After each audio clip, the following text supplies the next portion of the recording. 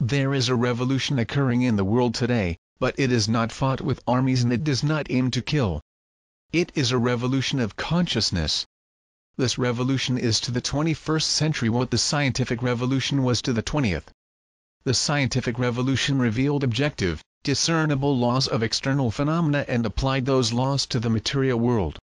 The consciousness revolution reveals objective, discernible laws of internal phenomena and applies them to the world as well. The scientific revolution improved the state of humanity in many ways, but it also fostered a worldview neither ultimately helpful nor deeply humane. That worldview is mechanistic and rationalistic, without the slightest bow to the primacy of consciousness. Yet consciousness supplies moral vision and ethical purpose, without which all the science in the world won't keep us from destroying ourselves or the planet on which we live. Gone with irony and deep sigh any lingering hope that science will cure all the ills of the world.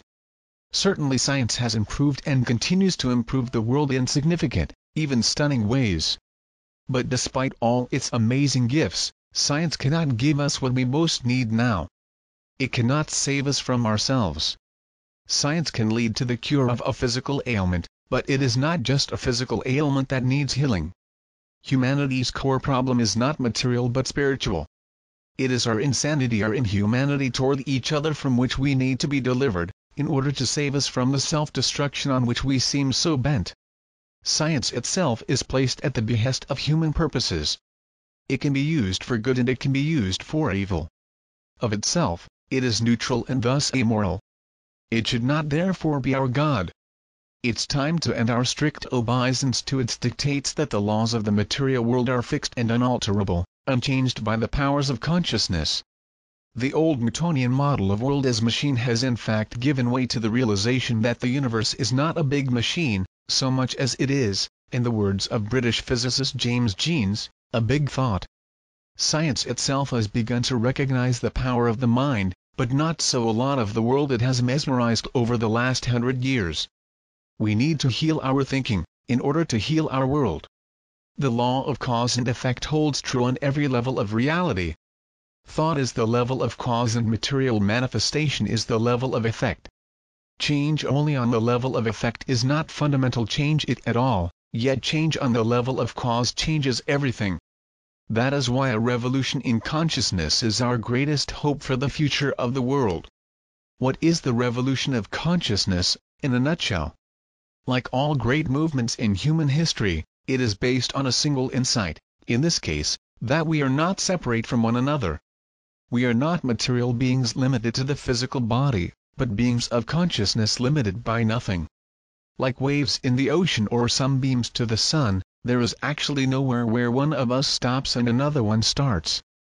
On the level of bodies, we're all separate of course. But on the level of consciousness, we are one. What that means, of course, is that what I do to you, I do to myself. That makes the golden rule very, very good advice. Do unto others what you would have others do unto you because they will, or someone else will. In the words of Martin Luther King, Jr., we are caught in an inescapable network of mutuality, tied in a single garment of destiny. Whatever affects one, affects all indirectly. That understanding is not metaphor or symbol.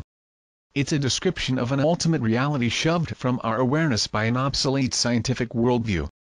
To reclaim that understanding is not blind but visionary. King was not just a movement leader but also a spiritual one, proclaiming that the human condition would not fundamentally change until our hearts were changed. Until that change occurs within us, every time we cut off the head of a monster 3 more will take its place. Anything we do to anyone else will ultimately come back at us, whether as individuals or as nations. Once we know that, we cannot unknow it. It changes everything, including our hearts.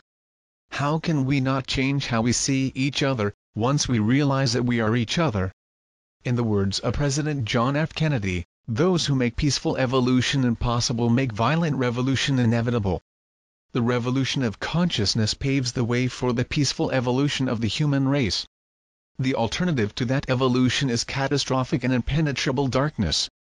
Any species, if its behavior becomes maladaptive for its own survival, either mutates or goes extinct. What arrogance it would be to believe that that applies to every species but our own.